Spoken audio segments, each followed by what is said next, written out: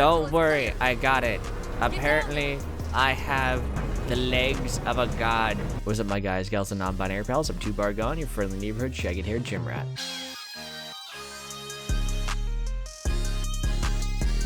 And welcome back to the Halo Master Chief Heroic playthrough. Today, we are starting Halo 4. So with that being said, let's get started.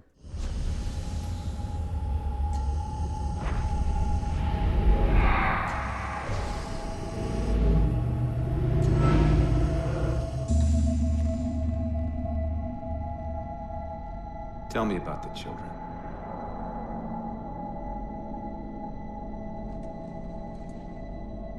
Dr. Halsey. You already know everything. You kidnapped them. Children's minds are more easily accepting of indoctrination. Their bodies more adaptable to augmentation. The result was the ultimate soldier. And because of our success, when the Covenant invaded, we were ready. Dr. Halsey, you're bending history for your own favor, and you know it. You developed the Spartans to crush human rebellion, not to fight the Covenant.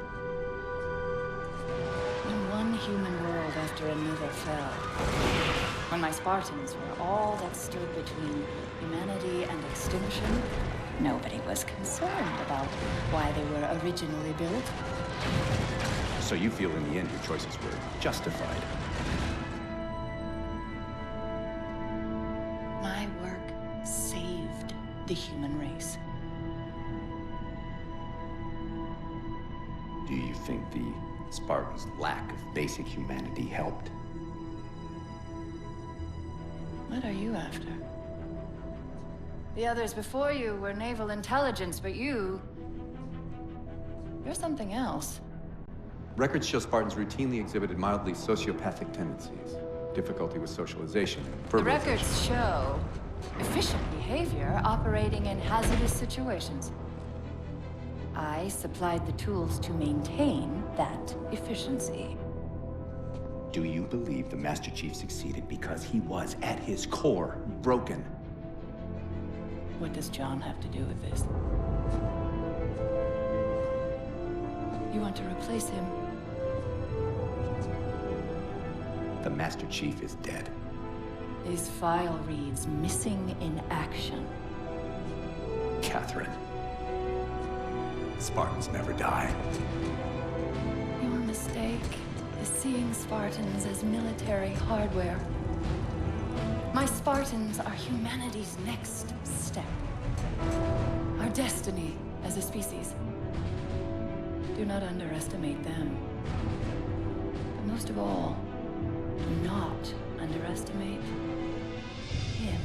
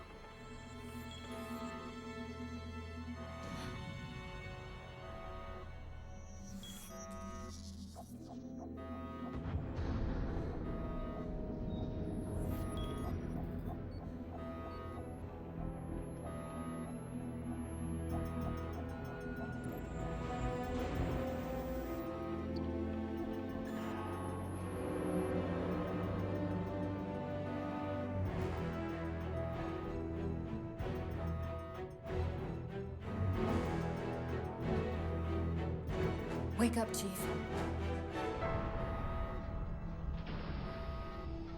I need you.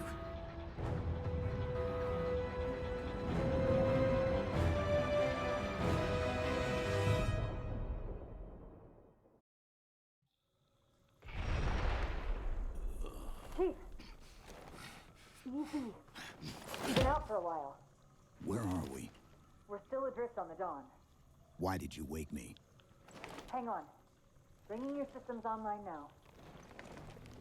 I rewrote your ship's firmware while you were out. You've been busy. Activating the ship's gravity generators.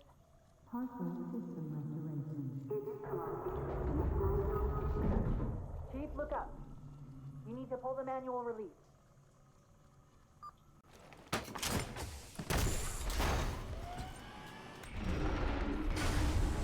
Seems like old times. Ready to get back to work? I thought you'd never ask. We've got intrusion alerts lighting up on multiple decks. Our best bet to figure out who's boarding us is the observation deck, 4 floors up. Could it be a rescue team? Wouldn't bet on it. Alright, let's talk about this game. The storyline that gets brought up in the beginning, like in that prologue cinematic, it has the foreshadowing that we're going to get into a more emotional aspect of the Spartans, which for me, in playing this game, doesn't really happen. He never progresses as a character, in my opinion. This is getting into some technical stuff, but if you know the hero's journey and kind of the graphing of it, if you think about it like kind of like a diagram of like the water cycle, going through the middle of that diagram is a line, and it's going to be the bright side and the dark side of the story.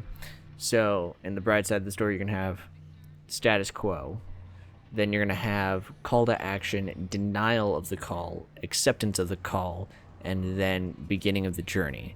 And that's where the light ends. Like, that's encompasses the light side of the story. The dark side of the story is all the conflict that goes, and eventually the loss, the lowest point, and then it goes back up to status quo with new information. We don't really get a status quo with new information. It's just like, and we're back to the status quo. So I feel like this story, even though it's built up to show the humanization of Master Chief and the Spartans, as soon as Halo 5 kicks in, they do away with all of that, because it's just like, it's more like a task to him in Halo 5. And in this game too, like everything he does, it doesn't feel like he's doing it of his own free will. He's more doing it because he has to. But yeah, I'm gonna stop talking now and get on with the fucking game. Ooh, another thing that I want to talk about. 4 years, 7 months, 10 days. Somebody should have found us by now. That's a nice long nap. What's that? Sensor scan, high intensity. Doesn't match any known patterns. How close are we to the observation deck? It's directly above us. I fucking hate myself. That fucking bang made me jump out of my fucking skin for no reason, and that is so stupid. But one thing that I have opinions on, that everybody has opinions on, sprinting The elevator doors look in this game, and just the game series in general. Be careful. Some areas might have lost pressure. But I feel like Chief, watch out! the sprint ability Didn't realize harms the deteriorated gameplay so bad. more than it helps. So in the previous games, when you didn't have the ability to sprint, I don't know if I have to F or Q. Oh, I thought we had a truce with the Covenant. A lot can happen in 4 years. Either way, he's probably not alone. We should be careful. but the sprint option, people say that it harms the game more than it helps it. I'm in the latter to believe that it harms it more than helping it, because when you just have one speed, you are able to allow the players to run around things and still make it a challenge. But when you have sprint, you have to block off your players sometimes. You have to have areas like this where it's kill all the enemies in this specific area to progress. And that's not really fun. But if you give your players the ability to... I need to change the settings on my mouse and keyboard because I forgot to do that. And it's go, boys, go. No time your every breath. And every day you're in this place, you're 2 days near death. But you go. When you give your players this ability to sprint around every obstacle, you have to force them to stop to give the game a challenge. But when you force the game to stop, it feels very disingenuous to continue to play it, in my opinion. The good news is these Covenant aren't outfitted like standard military. It's possible we just came across a rogue salvage ship. Or we might have stumbled into an entire Covenant fleet. Nice. Maybe they haven't recognized us. Give me a weapon. That's one possibility. Nope. Landing craft, They know us. Alright. Come on. You up. That's elite. I gotta take out his shields first. I will give this game some credit, and that is love the sound effects when it comes to the pistol. I think the pistol sounds really good. We've got a cruiser on an intercept course. Head Oh, for the that's elevator nice. Love it when cruisers are in intercept course.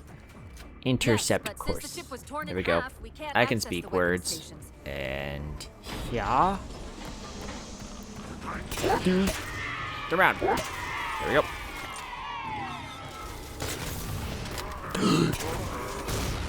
Yeah.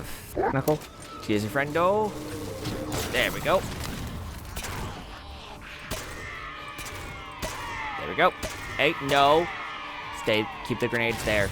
These Covenants seem more fanatical than the ones we fought before. How do you know that? They're just shooting at me constantly. And throwing grenades. How do they seem more fanatical than the ones you fought before? There we go. Alright, I need to find a precision weapon. Yeah, but it's like a section that I'm talking about. I have to take out all the enemies in this area to progress on to the next one. So it kind of just halts the gameplay. It stops being as fluid, I guess I would say. Like when you have just areas where you have to stop and kill all the enemies in this room, kill all the enemies in that room, you kind of lose the momentum of gameplay. That's what I'm trying to get at. You'll have to prime the launch for ignition. Cortana. It's nothing. Just get to the launch station. Okay, so one thing that I do like is they actually keep with the lore about AI. Smart AIs have 7 years and then they begin to go rampant and go crazy, which is a really cool detail that I'm glad that they kept in and they didn't just write it off, because I don't think that was really ever a part of the lore from the first game to the second game. I don't think they ever really thought about that until they started writing the books. Halo books and games play fast and loose with their lore all the time. Like if you read The Fall of Reach, Master Chief never met an elite until The Fall of Reach. And at that point, I think he was fighting for several years at that point, without an AI. Also, the continuation of Biofoam, which you see in Halo 3 ODST, which is basically like I don't know how to explain it except for saying styrofoam for wounds. It's like just foam that rapidly expands and helps keep ruptured organs from being rearranged due to damage. So if your lung collapses, it's going to prevent your whatever heart from moving in your chest, which does happen when you lose organs. It's fucking wild. Because you get space. I'm working on it, Cortana. I'm saying weird things about the world that I know. due to having a fucked up medical history. I wish the weapon swap animation was a little bit faster. Like that's kind of a problem for me. I feel like it was faster in the other games, and I cannot find a plasma pistol because they've all floated off into the Great Abyss. Oh, plasma pistol right here. Thank you. There's the launch station. I know, just give me 1 second. I gotta deal with guys. He's shooting me. No, it's mine.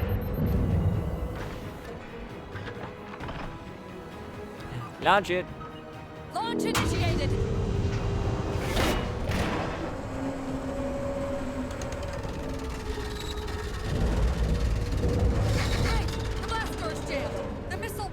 Don't worry, I got it. Apparently, I have the legs of a god, and you will see why. I shall launch this mother with just a kick. You did it! Get back!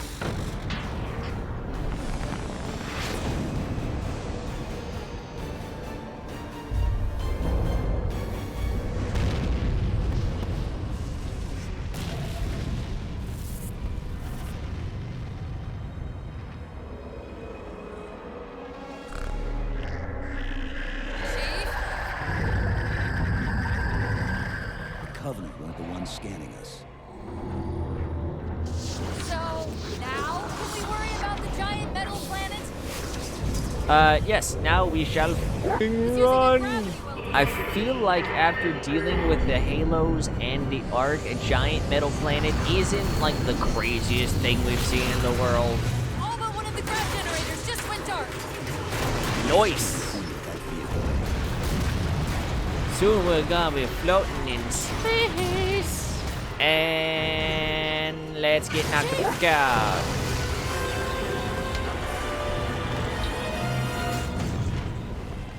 Hold on.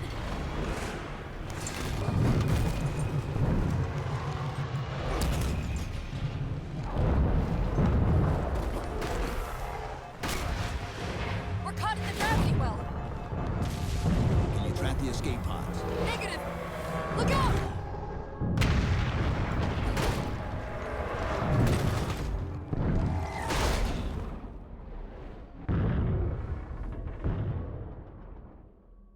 Well, I always gotta say, like, why does 3 and 4 both start with Master Chief falling out of the, or falling into orbit?